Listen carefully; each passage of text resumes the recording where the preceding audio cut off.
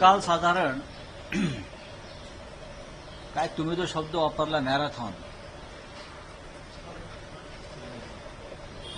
10 तास बैठक झाली. काँग्रेस, राष्ट्रवादी, शिवसेना आणि त्या बैठकीनंतर आज सकाळी माझा आणि माननीय शिवसेना पक्षप्रमुखांशी चर्चा झाली. त्यानंतर आज आम्ही 12:30 वाजता मातोश्रीवर शिवसेना नेत्यांची एक तातडीची बैठक बोलवलेली आहे. आम्हाला काही निर्णय घ्यावे लागतील आणि आमच्या नेत्यांशी चर्चा करावी लागेल आणि आज 12:30 वाजता पक्षप्रमुखांनी एक तातडीची बैठक मातोश्रीवर बोलवलेली आहे. आम्ही सगळे आता मातोश्रीवर जाऊ, चर्चा करू आणि पुढल्या वाटचालीसंदर्भात काय निर्णय घ्यायचा आहे तो आम्ही ठरवू.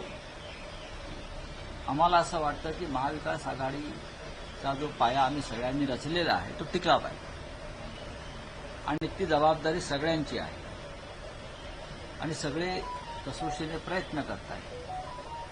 आम्ही सगळे एकत्र असल्यामुळेच महाराष्ट्रात संविधान बचावचं जी मुवमेंट आहे ती आम्ही यशस्वी करू शकलो आणि नरेंद्र मोदींना महाराष्ट्रात आम्ही पराभव करू शकलो.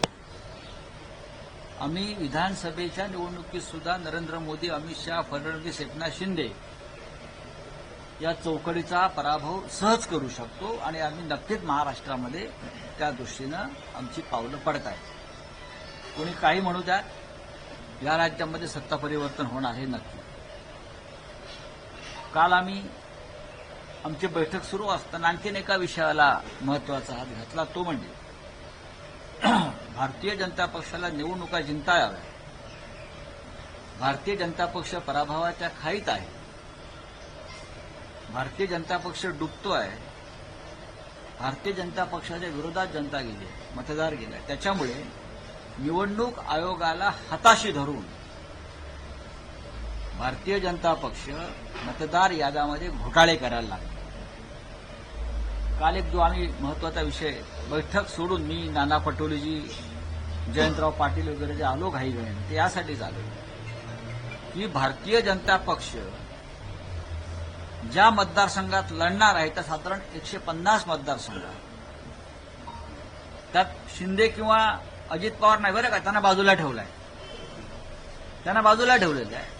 किमान 150 मतदारसंघामध्ये भारतीय जनता पक्ष प्रत्येक विधानसभा मतदार यादीमध्ये जे पक्के मतदार आहेत, ज्यांनी साधारण त्यांना असं वाटतंय की ज्यांनी महाविकास आघाडीला लोकसभेला मतदान केलेलं आहे, ती 10,000 नावं प्रत्येक मतदारसंघातून डिलीट करायची, काढायची आणि त्या बदल्यात 10,000 बोगस नावं टाकायची.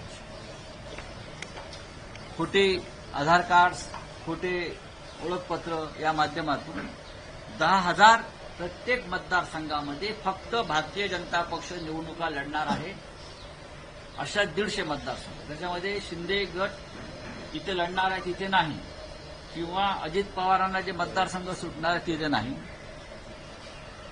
हा घोटाळा जो आहे हा लोकशाहीतला सगळ्यात मोठा घोटाळा मतदार यादीतून होतो आहे. हरण्याच्या भीतीनं निवडणूक आयोग भारतीय जनता पक्षाला अशा प्रकारे मदत करत असेल तर मला वाटतं या देशातल्या लोकशाहीची हत्या झालेली आहे. या देशात लोकशाही राहिलेली नाही. निवडणूक आयोग हा गृहमंत्रालयाच्या अखत्यारीत येतो. म्हणजे अमित शहा हे या घोटाळ्याचे सूत्रधार आहेत. महाराष्ट्रातल्या बीजेपीचे 4 प्रमुख नेते या सगळ्या भ्रष्ट यंत्रणेचे, घोटाळा मतदार यादीच्या यंत्रणेचे प्रमुख आहेत. त्याच्यामधली एक व्यक्तीला आत्ताच राज्यपाल नियुक्त आमदार केले, तो या सगळ्याचा सूत्रधार आहे. आणि आम्ही मतदारांना जागरूक करू, प्रसंगी रस्त्यावर उतरू, निवडणूक आयोगाला चाल करून जाऊ, हे पण सांगतो. तुम्हाला अशा प्रकारे निवडणुका जिंकता येणार नाहीत. तुम्ही मर्द असाल तर लोकशाही मार्गाने आमच्या समोर उभे राहणे, निवडणुका लढा आणि जिंकून दाखवा.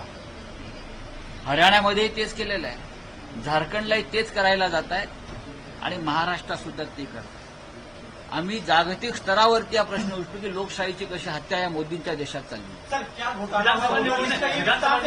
पराभव दिसत असल्यामुळेच अशा प्रकारचं विधानसभा निवडणुकीमध्ये मतदार यादीचा गैरसमज करत असल्याचा मुद्दा जो आहे तो बावनकुळे म्हणतात. बावनकुळे हे या घोटाळ्याचे एक प्रमुख सूत्रधार आहे. हा घोटाळा कसा करावा आणि कसा केला जावा यासाठी त्यांनी नागपूरला एक विशेष शिबिर त्यांच्या कार्यकर्त्यांचं घेतलं. विचारा त्यांना घेतलं की नाही. त्यांनी एक विशेष शिबिर घेऊन कार्यकर्त्यांना मार्गदर्शन केलं की मतदार यादीतून 10,000 नावं कशी वगळायची आणि आपली कशी घालायची या संदर्भातलं विशेष प्रशिक्षण शिबिर बावनकुळे यांनी नागपुरात घेतलं. शिवसेना ज्या अर्थी मातोश्रीवरात तातडीची नेत्यांची बैठक होते त्या अर्थी हा विषय महत्वाचा आणि गंभीर आहे. घोटाला किया जा रहा है सर. मांडलेला आहे की राष्ट्रपती राजवट लागू शकते. 23 तारीखला निकाल 48 तासामध्ये नवीन सरकार. हे सरकार महाराष्ट्रामधलं म्हणजे नवीन सरकार येऊ नये महाविकास आघाडीचे यासाठी त्यांनी निवडणूक आयोगाला हाताशी धरून मी जे म्हणतोय पुढली तयारी केली. 20 तारखेला मतदान आहे, 23 तारखेला निकाल आहे आणि 26 तारखेपर्यंत सरकार स्थापन करायचं आहे. एवढा कमी वेळ दिला जात नाही. खरं म्हणजे आपण आतापर्यंत इतिहास पाहिला असेल. महाविकास आघाडी निवडणुका लढते आणि जिंकणार आहे. 23ला जर मतमोजणी आहे तर निकाल पूर्ण लागेपर्यंत 24 तारीख उजाडणार. महाराष्ट्राच्या कानाकोपऱ्यातून जिंकलेले आमदार इथे येतील. त्यांना अजून एक दिवस लागेल. महाराष्ट्र फार दुर्गम आहे. 26 तारखेला म्हणजे बैठका घेणं, विधिमंडळ पक्षाचे नेते निवडणं, राज्यपालांकडे दावा करणं यासाठी किमान वेळ लागतो, तो दिलेला नाही. 26 तारखेपर्यंत सरकार हे बनवू शकले नाही म्हणून राष्ट्रपती राजवट पुढे 6 महिने लावा हे यांचं फार मोठं कारस्थान अमित शहांचं आहे. कोणत्याही परिस्थितीमध्ये महाराष्ट्रात स्वाभिमानी लोकांचं सरकार बनू द्यायचं नाही आणि हे राज्य महाराष्ट्राच्या शत्रूंच्याच हातात राहावं. सुरत, अहमदाबाद आणि गुवाहाटीला ज्यांनी कांड केली सगळी त्यांच्या हातात राज्य राहावं यासाठी राष्ट्रपती राजवट लगेच लावायची 26 तारखे. म्हणून फक्त 2 दिवसाचा कालावधी सरकार बनवायला दिलेला आहे.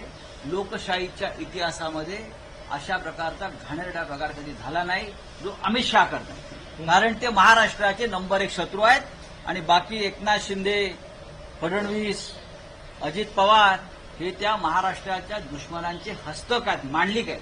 वोटर लिस्ट में गड़बड़ी की जा रही है, आप एक बड़ा आरोप लगा रहे हैं. वोटर लिस्ट में गड़बड़ी हो रही है महाराष्ट्र में, झारखंड में, हरियाणा में कोशिश की.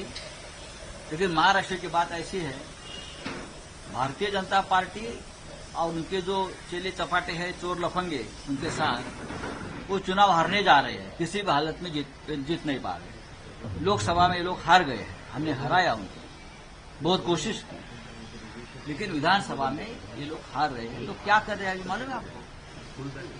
जो वोटर लिस्ट है उसमें गड़बड़ और घोटाले कर रहे हैं. चुनाव आयोग को से हाथ मिलाकर चुनाव आयोग उनको मदद कर रहा है.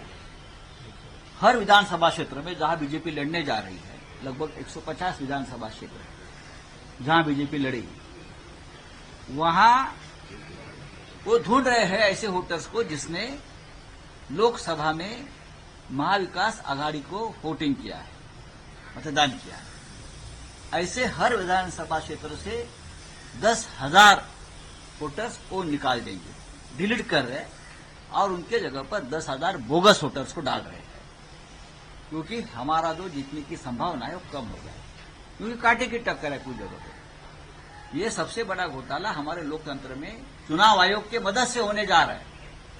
हम ये मुद्दा सिर्फ देश में नहीं, इंटरनेशनल प्लेटफॉर्म पर भी लेके जाएंगे कि ये देश में क्या हो रहा है. ये गांधी नेहरू का देश है, ये डॉक्टर बाबा साहब आम्बेडकर का संविधान मानने वाला ये देश है.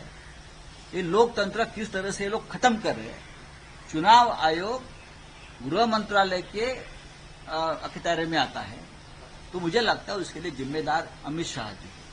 आपको हमारे साथ लड़ना है तो मर के तरह सामने आइए, चुनाव लड़िए, लोगों में जाकर लड़िए, आपको पता चलेगा क्या है ये। आप हारने के डर से इस तरह से अगर घोटाले करेंगे तो देश नहीं रहेगा। सर, आपके साथ 4 प्रमुख नेता इस पूरे मास्टरमाइंड, इस पूरे घोटाले के कौन नेता है? कुछ चंद्रशेखर बावनकुळे ने तो एक विशेष प्रशिक्षण शिविर लिया नागपुर में कि एक घोटाला हम कैसे करना चाहते हैं और कैसे कर सकते हैं, पूछे उनको। विशेष शिविर लिया है और ये जिम्मेदारी जिनके पास दी है उसमें से एक व्यक्ति को विधान परिषद में जो गवर्नर्स नॉमिनेशन में जो एमएलए हुए हैं ना, उसमें से एक व्यक्ति को ये पूरा जिम्मा दिया है। उसमें से उसने शिंदेगढ़ को और अजित पवार को नहीं लिया है, सिर्फ बीजेपी के ही मतदार संघ जो है चुनाव क्षेत्र है उसमें ऐसा हो रहा है। उसका मतलब है शिंदे को भी ये अब हराने वाले हैं और अजित पवार को भी हराएंगे। सर, बावनकुळे लेकिन आरोप लगा रहे हैं कि आप लोग हारने के डर से नया शगुफा छोड़ रहे हैं। बावनकुळे से हमको ये बात सीखने की जरूरत नहीं है। बावनकुळे जी, आप कभी भी सही तरीके से चुनाव नहीं लड़े और नहीं जीते हैं। मैं आपको ये बताना चाहता हूं, आपने जो घोटाले शुरू किए हैं उसका पोल खोल हुआ है, अभी आपको भागना पड़ेगा। सर, उद्धव जी ने शासन लगा सकते हैं, ऐसे आपने जो है राष्ट्रपति शासन लगा सकते हैं, ऐसा आपने आज देखिए, के सामना में लिखा है। 20 तारीख को चुनाव होगा महाराष्ट्र में, 20 तारीख को चुनाव, 23 तारीख को होगा काउंटिंग और 26 तारीख तक हमको सरकार बनाने की मुदत दी। 26 को सरकार बनानी पड़ेगी, 23 को अगर काउंटिंग होता है तो 24 तक काउंटिंग चलता है। ये महाराष्ट्र बहुत बड़ा स्टेट है, दुर्गम भाग है, एक 2 दिन लगता है मुंबई में पहुंचने के लिए। तो एमएलए दो दिन से यहां कैसे पहुंचेंगे, सरकार कैसे बनाएंगे? ये आघाड़ी का सरकार बनने वाला है, तो किसी भी हालत में लोगों को एक साथ नहीं आना है और सरकार बनाने का या विधिमंडल का नेता चुनने का जो एक समय लगता है वो भी हमें नहीं दे रहे। फिर राज्यपाल के पास जाना है गठबंधन बनाकर, तो उससे पहले राष्ट्रपति शासन लगा दो, क्योंकि ये लोग सरकार नहीं बना सकते। 6 महीने के लिए राष्ट्रपति शासन अमित शाह लगाएंगे। ये पूरा खेल चल रहा है महाराष्ट्र में चुनाव होने के बाद भी राष्ट्रपति शासन लगाने का। लेकिन अमित शाह जी, मैं आपको बताता हूं, हम ये होने नहीं देंगे। सर, उद्धव जी ने आज बैठक बुलाई है, क्या वजह है? क्या वजह है कि वो बैठक बुलाई है? आज 12:30 बजे एक अर्जेंट बैठक हमने बुलाई है, उद्धव साहब ने, शिवसेना प्रमुख ने, सभी प्रमुख नेताओं की, और 12:30 बजे हम मातोश्री में बैठेंगे और कुछ महत्वपूर्ण निर्णय लेने जा रहे हैं।